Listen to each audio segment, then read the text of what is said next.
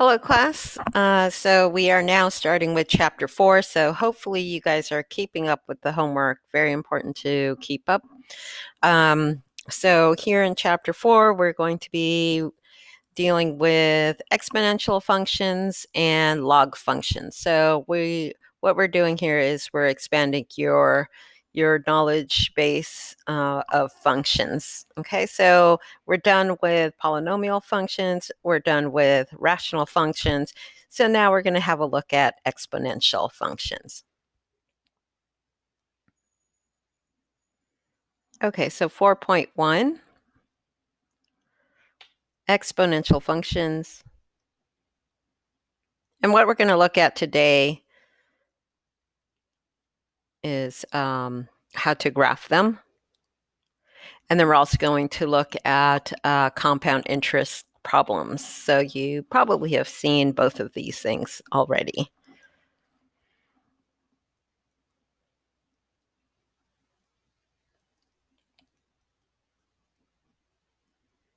Okay, so the exponential function has a certain structure. So it looks like this, where you have a base, and your variable is the exponent, okay? And there are some conditions here. The base, a, it has to be greater than 0, and a is not 1. Okay, so if it's what happens is if you get a negative number, if you're using a negative base, then what happens is you have this sort of going back and forth between a negative answer to positive answer, negative answer, positive answer. And if it's 1, then you don't really have the behavior of an exponential model. You get a linear case because 1 to any power is just going to be 1. So you would basically have a horizontal line at 1. Okay, so that's why we have these conditions. A has to be greater than 0 and a is not 1. So it turns out that you have exponential growth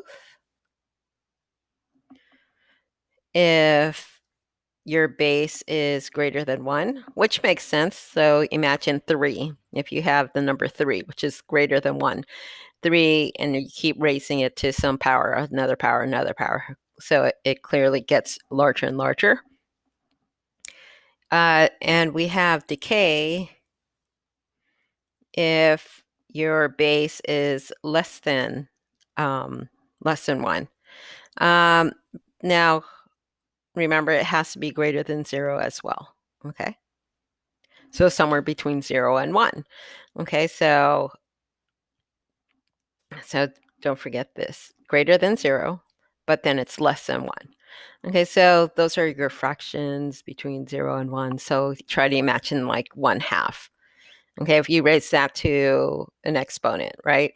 Then what happens is the 1 will stay the same, right? So you'll have 1 over, but that denominator will keep getting larger and larger and larger. So you get 1 over like whatever it is, 1 over, you might start off with 10 and then 100 and then 1,000. But that denominator gets bigger and bigger and bigger as x gets bigger and bigger and bigger. And so you have decay because your values start getting smaller. Okay, and then you have, now that we're familiar with asymptotes, it turns out when you just have this a to the x, nothing added, nothing subtracted, then you have a horizontal asymptote.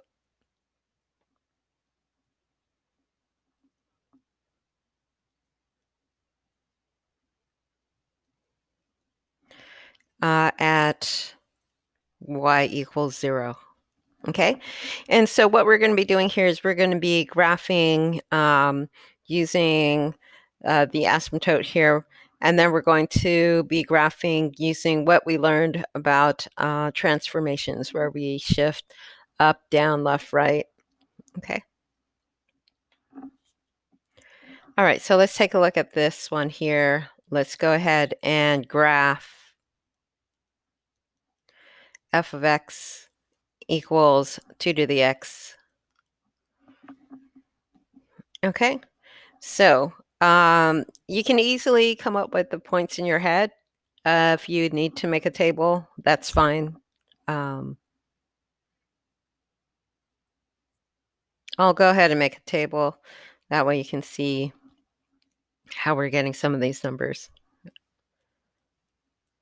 All right, I'm going to choose 0 for x. So if I plug in 0, 2 to the 0 is 1. Okay. I will also choose 1, and I'll also choose -1 for my x values. Okay, so let's go ahead and plug 1 in to the function. So 2 to the first power is 2. And then 2 to the -1 power. Anyone know what 2 to the -1 power is? Good. It's 1 over 2. Okay, so remember, negative exponents, you take the reciprocal. Okay, so let's go ahead and graph this. So we know we have an asymptote at y equals 0. So right here. Okay, and so what's going to happen is we're going to plot these points, 0, 1,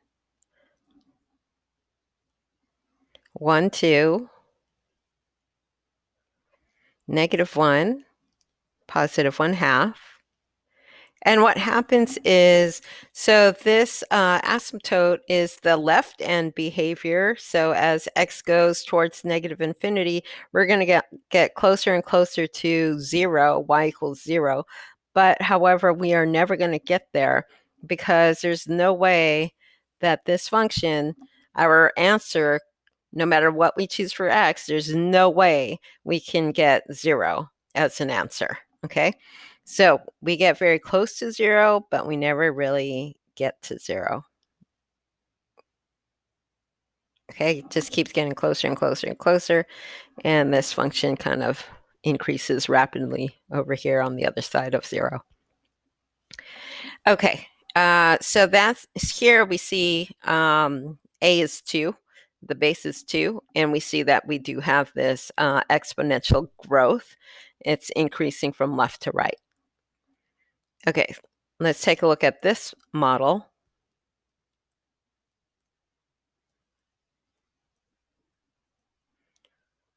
F of x equals 1/2. So now our base is less than 1. Okay, and again, you can make a table of values or not. It's pretty easy to come up with the 3 points. I'll choose these 3 for my x values. So 1/2 to the 0 power is 1. 1/2 to the first power is 1/2. And 1/2 to the -1 power, again, you take the reciprocal. So you get 2 over 1, which is 2.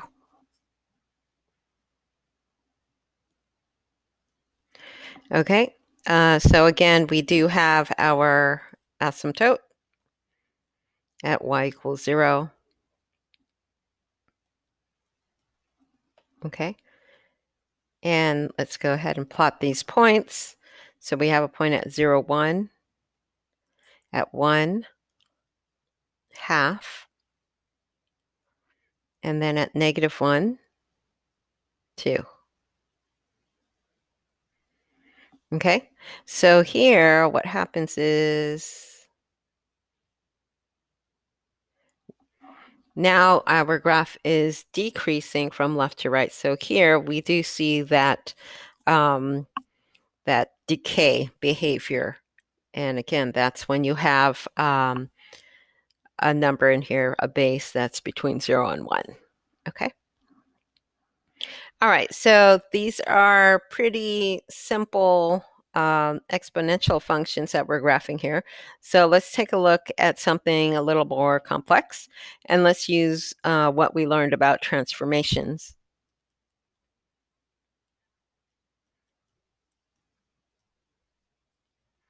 And so they're going to be the same as before. Like if it's +3, then it goes up 3 units. If it's -3, it goes down 3.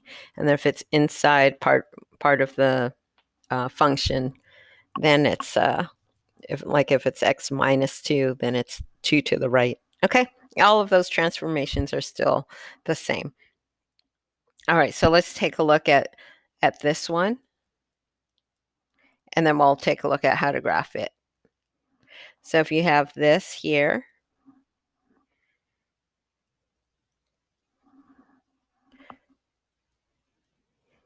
okay, so again, right here we have the plus 2. So this here will shift our graph up 2. Okay, and then over here we have the minus 1 with the x. That's always the one that's a little bit counterintuitive. So it's not 1 to the left, it's actually 1 to the right. Okay, and then this 2 here is where you multiply the original y values.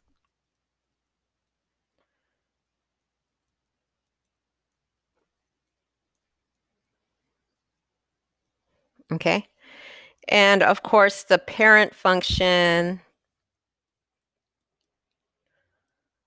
that we are using is going to be y equals 3 to the x. So we're going to graph this function here, and then we're going to do all of those transformations. We start off with this one first, okay? And then you can do the right one up to kind of on the same step. Okay. All right, so let's go ahead and do this. All right, so if you want to use a table again for your parent function,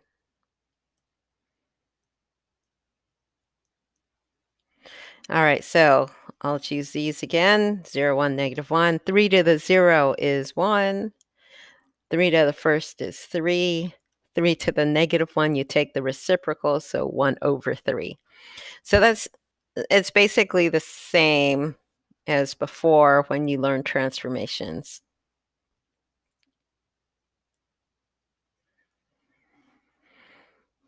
Okay, and we still have this here, and then we're going to do our transformations on the graph, but we're also going to be doing it on the asymptote as well. Okay, so let's go ahead and plot our points. 0, 1, 1, 3, negative 1, 1/3. Okay, so we have this. So now I'm going to do that very first step there, multiply original y values. And we are multiplying it by -2. Okay, so this point all the way in the top at 1, 3. Okay, so this is at 1, 3, right? So this point, you just multiply the y values. So the y value here is 3. So multiply by -2 and you get 6. So your new point will be at 1, -6.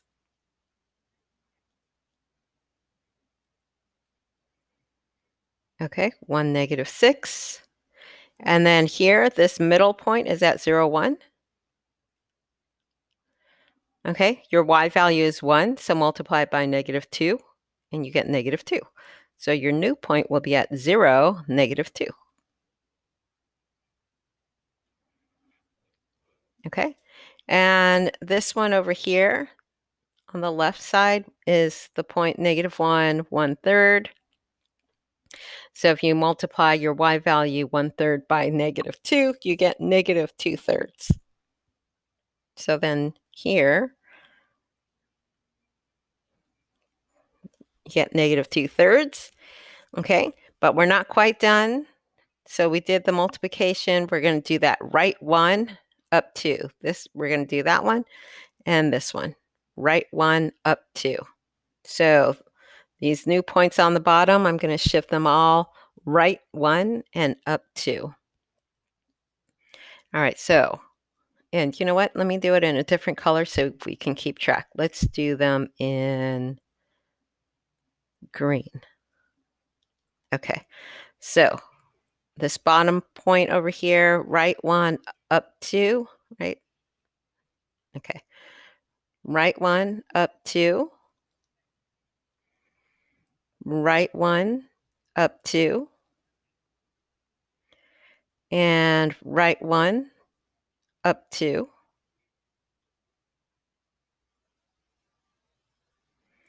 And our asymptote will go right 1 and up 2 as well.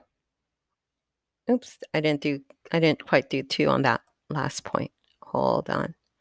Right 1 and up 2, 1, 2. Okay. Right 1, up 2, 1, 2.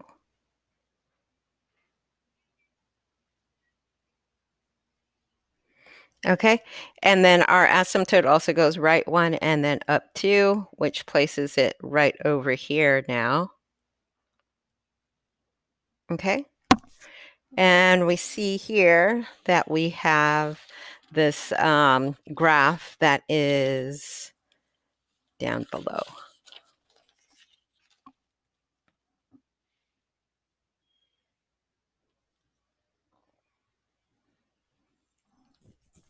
Okay. So that's what that graph looks like. So you just have to keep track of your points. You know, maybe you start off with dots and then maybe you do X's next over here. And then your final one, you do a different color. It's up to you, however you guys want to keep track of your transformations. Okay. All right. So they all basically work like that. So when you have this, all the extra, if you can figure out what your parent function is, and again, it's like you strip it down to its most basic form, which is this form up here.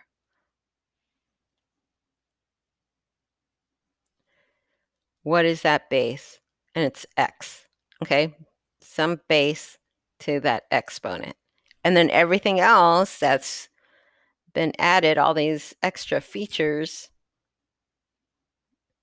are all of your transformations. It's going to be an up, down, a right, left, a multiply. Okay, so it's going to be 1 or 3 of those. Okay. All right. Let's take a look at compound interest problems.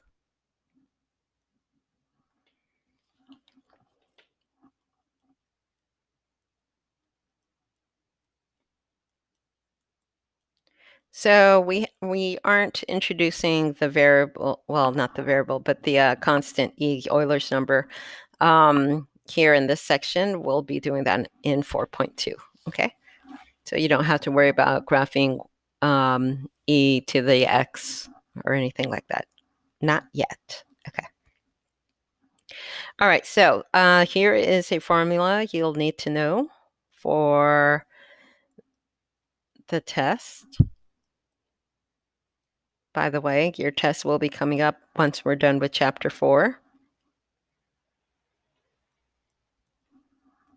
Okay, so this is your compound interest formula. Okay. Careful with your R and your N. Make sure that you can tell the difference between them when you're writing down the formula. Okay, so that numerator is an R, and then the denominator is an N, and then that exponent is an N. Okay. All right, and I'll tell you what all of these variables mean. Okay, so you have that formula where, okay, let's start with A. So here, A represents the final amount.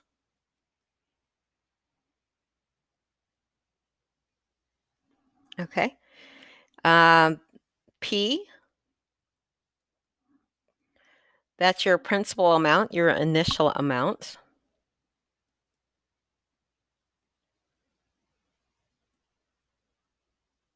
So you want to think about this like in terms of investing. So maybe you invest some money in an account that pays compound interest. Okay. So, and you want to know, oh, well, how much am I going to have at the end if I invest this much? So that P is like your initial investment. And that A is how much you're going to get after leaving your money there for a certain amount of time. Okay. So the R is your interest rate. So if you invest your money in some bank account and maybe they pay like 5% interest, okay? So that's your interest rate. So usually they'll say like 5% or 8.2%, something like that. Those are, of course, high right now. I think interest rates are what? 2.5%. Okay, so interest rates, so those, make sure you convert the percentage to a decimal.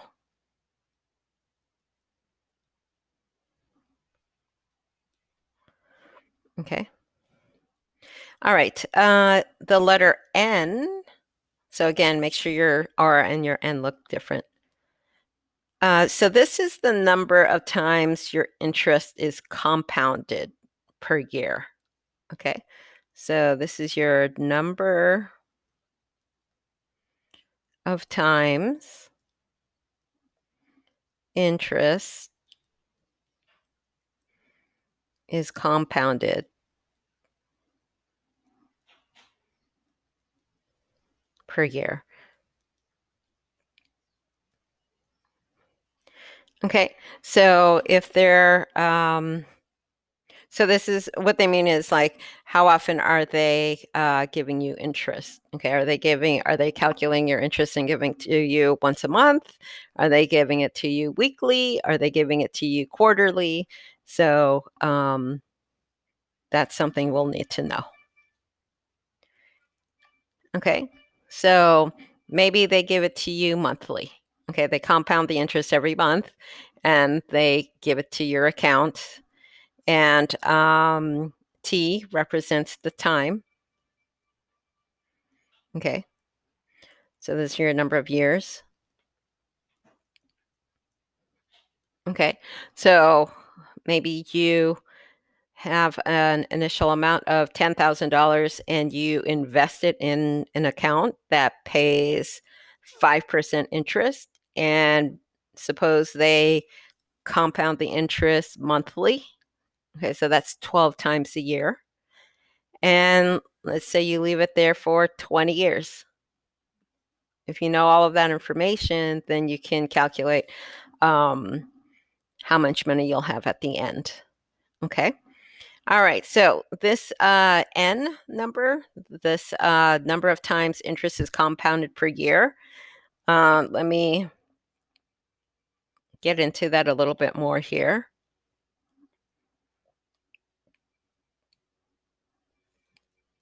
We're going to look at some keywords for N. Okay. So if they say that your interest is compounded annually,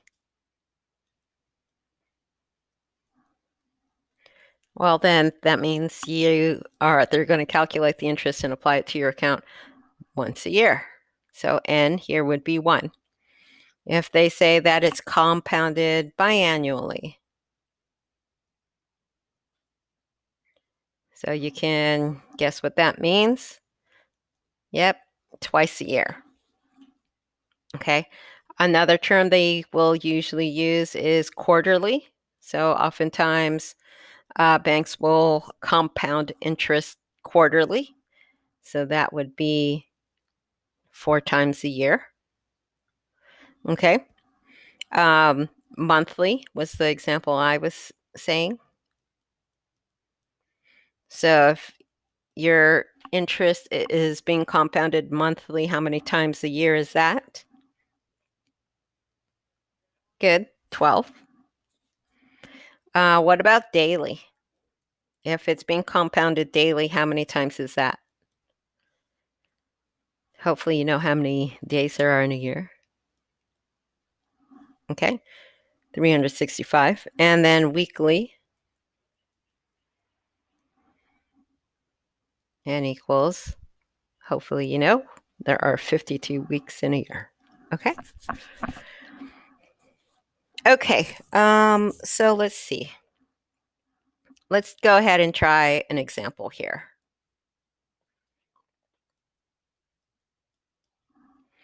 All right, let's suppose that Ms. Cortez invested $10,000 at 4% interest for 17 years.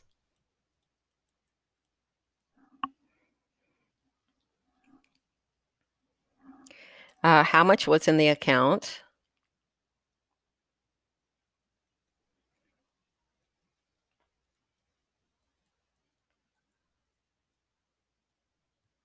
How much was in the account at the end if it was compounded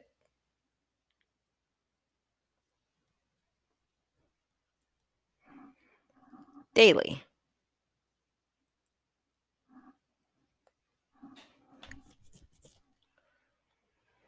Okay, so we'll take a look at this. So they are asking us how much was in the account at the end. Okay, so that's the A variable that we're trying to find. Okay, so let me do this. I'll use green. Okay, so our A amount is what we're looking for. Okay, so Ms. Cortez invested $10,000. What does that $10,000 represent? What variable is that going to be? Hopefully you said P. Okay, at 4% interest. Okay, so 4%, that is going to be our rate. Okay, but remember, we're going to use the decimal form of that. So we're going to be using 0.04. Okay, so make sure you use the decimal form of the percent. Okay, so Ms. Cortez invested $10,000 at 4% interest for 17 years. So 17, that is going to be our time. So how much was in the account at the end of the 17 years if it was compounded daily? So compounded daily, right? So that tells me that N is 365. Okay. All right, so we're going to go ahead and plug all of these numbers into the formula. Now, I would say the most important thing about doing these problems is using your calculator correctly. So make sure you use parentheses whenever I grade this type of problem on the test. The students that miss it, they have all the steps right. Because you still have to show your work, and all the students, all their steps are right. It's that final calculation when they punch it into their calculator. They don't use the parentheses, and so it messes up the way the calculator is taking in the information. Okay, so let me write down the formula here so you can see it. That's an R, that's an N. And then here is N times T. Okay, so it's usually right here, the mistake in the exponents, because students don't like to use parentheses in their exponents or on their calculator. Definitely use your exponents, because if you don't, then it's going to take the answer and raise it to the exponent n only if you don't use the parentheses. Okay, so you want to raise it to the exponent n times t. Okay, not using it will only raise it to the n, not the n times t. All right, so A, we don't know. P is 10,000. 1 plus R is 0.04. N is 365. Use your parentheses.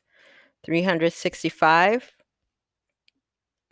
times 17.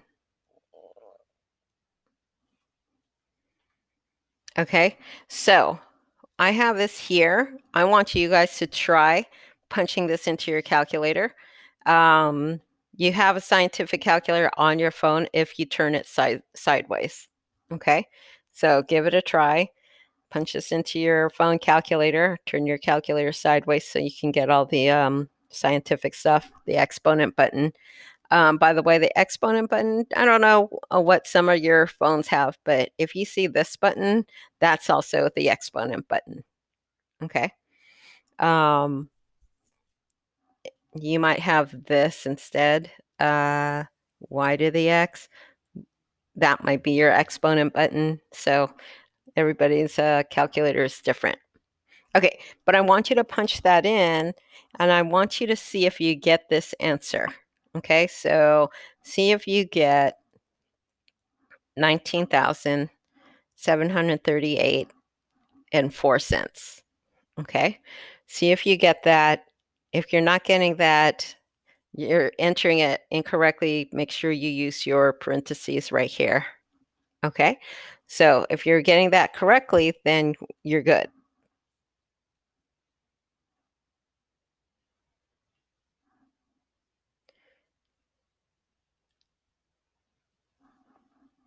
So you can go ahead and hit the pause button if you haven't. Okay, so I invested $10,000. At the end, there was $19,738.04. So here's another question. How much was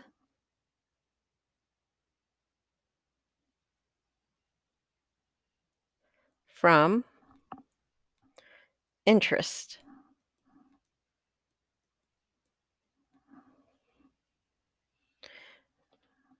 Anyone want to take a guess? Very good. So I invested 10,000. So the question is like, how much did I actually make from letting my money sit there? I let my money, my $10,000 sit there. So 19,738 and 4 cents minus my investment. And if you said 9,738 and 4 cents, you are correct. Okay. So that's basically it for the compound interest problems. Again, this is if it says compounded daily, compounded monthly. Okay, so those are the keywords there. Okay, and use your parentheses. Okay, so that is it. If you have any questions, make sure you email me or text me through the Remind thread. Or schedule a Zoom meeting with me. All right, enjoy your day.